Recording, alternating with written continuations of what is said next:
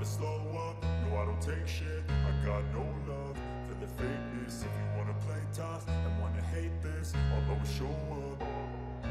I don't ever slow up, no I don't take shit. I got no love for the fakeness. If you wanna play tough and wanna hate this, I'll always show up and make a statement. I don't ever slow up, no I don't take shit. I got no love for the fakeness. If you wanna play tough and wanna hate this, I'll always show up and make a statement. Everything.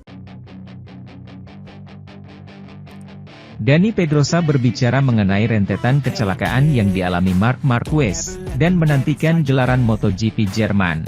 Juara dunia MotoGP 6 kali itu terus mengalami periode sulit. Marquez kembali gagal finish dalam Grand Prix Italia, akhir pekan lalu.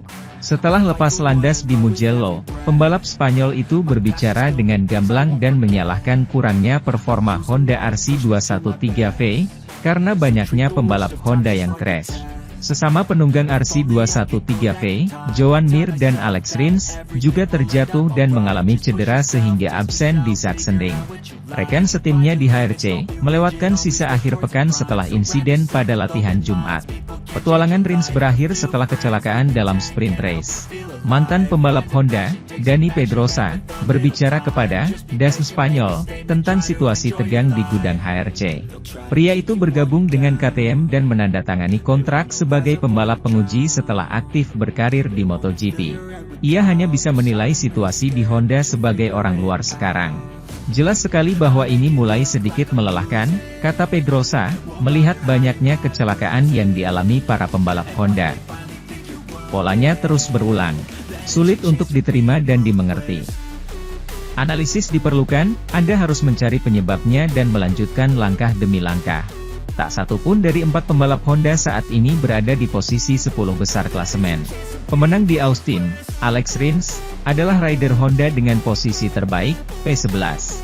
Ia mengamankan 34 dari 47 poinnya di MotoGP Amerika. Pada 5 seri terakhir, hanya mengumpulkan 13 poin. Rekan setimnya di LCR, Takaki Nakagami, menguntit pada P16. Sejauh ini, pembalap Jepang ini hampir tidak mampu menempatkan dirinya sebagai pusat perhatian, namun ia mengumpulkan poin yang relatif konstan. Rider pabrikan Marc Marquez saat ini hanya berada di urutan ke-18 dalam kejuaraan. Rekan setimnya, Joan Mir, belum mencetak 1 poin pun sejak start di Portimao dan duduk di peringkat ke-24. Masih belum jelas apakah Honda bisa mendapatkan kembali kekuatan lamanya di Sachsenring. Marquez menang selama bertahun-tahun di lintasan berkelok-kelok di Hohenstein-Ernsthal.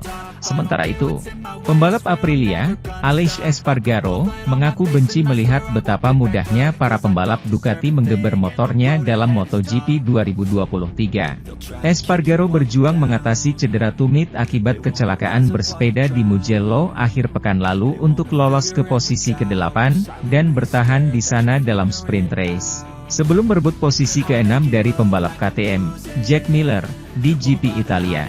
Ducati mendominasi akhir pekan di Mugello, dengan Francesco Bagnaia mengunci pole position, kemenangan sprint race dan balapan Minggu, 11 Juni 2023, serta lap tercepat. Sementara, merek asal Borgo Panigale tersebut mengunci posisi terdepan di kedua balapan. Ducati telah memenangi semua di MotoGP 2023, kecuali 1 balapan panjang di Austin, Texas dan 2 sprint race di Argentina dan Spanyol. Mengomentari performa Ducati di MotoGP saat ini, Espargaro mengatakan, hal yang paling saya benci adalah betapa mudahnya Anda melihat cara mereka berkendara. Bahkan saat Pecco meraih pole position, dia tidak bergerak sama sekali. Itu terlihat seperti mobil Formula 1 dengan stabilitas yang mereka miliki. Sungguh gila jumlah tenaga yang bisa mereka keluarkan di atas aspal. Jadi, kami tak bisa menyamainya. Espargaro mengakui bahwa penampilannya cukup mengejutkan karena ia merasa cedera kakinya bisa jadi hambatan besar, mengingat betapa buruknya perasaannya selama FP1.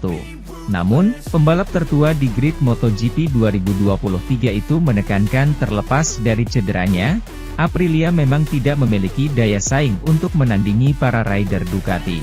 Sungguh, saya tidak menyangka bisa berkendara seperti ini setelah latihan bebas pertama, ujarnya.